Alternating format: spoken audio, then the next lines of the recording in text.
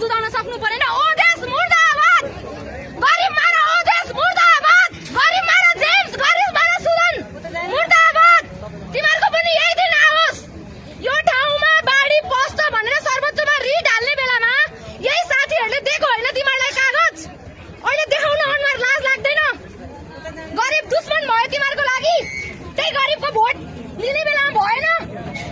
लाज नभएको बिचौलिया कुनै पनि नियुक्ति बिना यहाँ आएर ठुलो कुरा गर्छ। त्यस्ता त्यो चम्चाको चम्चागिरी गर्नुपर्ने बनाइरहेछ हाम्रो पुलिस प्रशासनलाई। न केही नियुक्ति छ सार्वजनिक पोस्टमा, न केही।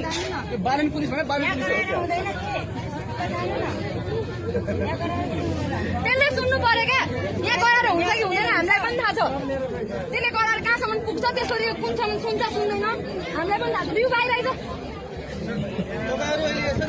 कारण नै उहाँहरू यहाँ गराएर के हुँदैन भन्ने सोचिरहनु भएको छ।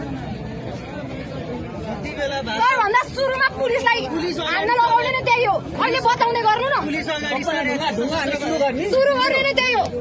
सुरु गर्ने नै सिंहदरबारबाट त्यही हो। चित्त नबुझेको प्रतिनिधिलाई फिर्ता ल्याउने अधिकार नभएसम्म लोकतन्त्रमा चुनाव भनेको जनताको अधिकार कसरी निरीह बनाउने हो। वैधानिक तरिकाले पुग्दैमा अवैधानिक कार्य गर्न कसैलाई छुट छैन। वैधानिक तरिकाले पुगेपछि वैधानिक काम हुनु पर्यो। जनताको ज्यानभन्दा ठुलो केही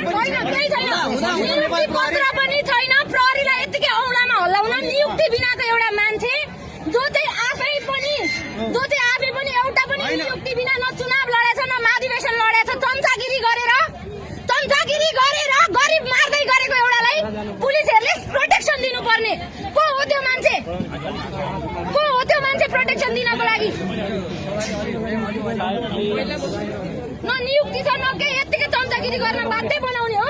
हाम्रो प्रहरीलाई यति साह्रो निरीह बनाउने हो त्यसले। यही कुरा पहिल्यै भनेको होइन? डुब आउँछ, बाढी आउँछ, उहाँहरूको त्यहाँको भन्दा यहाँ तिनतिरको खोलाले पेल्छ। त्यहाँ एउटा खोला थियो थापाथलीमा। व्यवस्थित गर्नुभन्दा 15 दिनमा व्यवस्थित गर्छौँ। यो हो तिमीहरूको 15 दिनको व्यवस्थित? हिजो एउटाले आत्मदाह गर्नु पर्यो, कतिजना मरेपछि चुप लाग्ने हो यो सरकार? मारा गरिब हिजोको दिनमा गाउँबाट उठ भन्दै उठाए, अहिले लास्टमा आएर यहाँबाट फालिदिए सबैलाई। अस्ति निरीह बनाएको पनि यिनीहरूले हो, अहिले पनि निरीह बनाएकै यिनीहरूले हो। सबैभन्दा भोइलेन्ट गर्ने टिमहरू हो तिनीहरू। राष्ट्रपति छुन्छु, प्रधानमन्त्री छुन्छु, पढाइ सबै बिगार्दैछ बच्चाको। यहाँबाट अर्को सार्ने पढ्नु पर्दैन बालबालिकाले। यो मेन्टल प्रेसर दिने हो। कतिजना दलितहरू हुनुहुन्छ यो देशको नागरिक भइसक्यो, शरणार्थी जस्तो व्यवहार किन भने त्यो मान्छे न कोही कहाँको मान्छे होइन।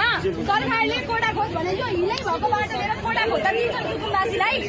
दलित छन् यति धेरै, मधेसका दलितहरू छन्, जनजातिहरू छन्। कोटा दिने काठमाडौँमा त्यतिसम्म सरल अवस्था छ निस्केर जा भन्नको लागि। कोठा खोज भन्छन् काठमाडौँमा दलितहरूलाई कोठा दिन्छन्। सरकार कोठा खाली छ भने हामीले दिपाली आन्दोलन गर्नु भइरहेछ माइती घरमा कोठा नदिएर। मान्छे कुटिरहेछ, पिटिरहेछ, मारिरहेछ। अनि यिनीहरूको ब्राह्मण